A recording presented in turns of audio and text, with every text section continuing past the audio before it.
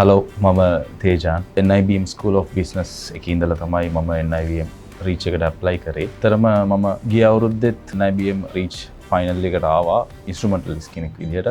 මේක මගේ final year එක. මේ පාර singing වලින් තමයි apply කරේ.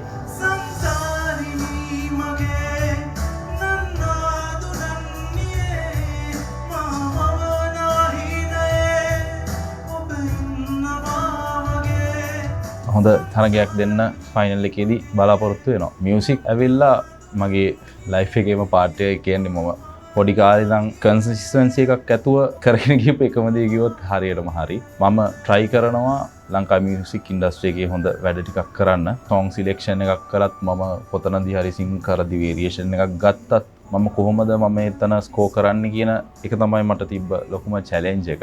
මම හිතනවා ඒ ගත්ත decisions වලින් මම සෑහෙන්න ඉම්ප්‍රූව් වෙලා අද මෙතනට ඇවිල්ලා තියෙනවා කියලා.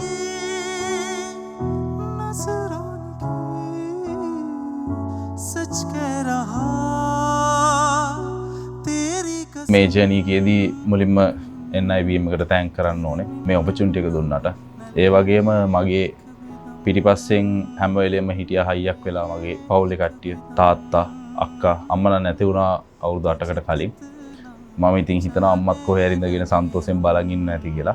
ඒගොල්ලෝ මට දෙන හයිය ඒක වචන වලින් කියන්න බෑ. මම හරි ආසයි challenges බාර ගන්න. ඒ කියන්නේ මම ඉගෙන ගත්ත දේවල් වලට තව මොනවා හරි දේවල් ඇඩ් කරලා මම දන්නේ නැති දේවල් ඉගෙනගෙන මේකට ඇඩ් කරන්න මට ලොකු උවමනාවක් තියෙනවා.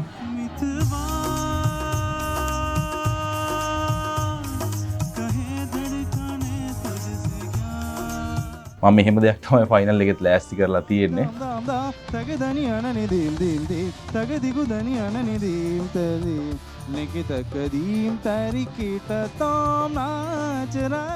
ඉතින් බලමු කොහොමද ෆයිනල් එකේදී අපි perform කරන්න කියලා. තරි තාම් දිතම් තෙරි තරිකිට තකදීම් තදී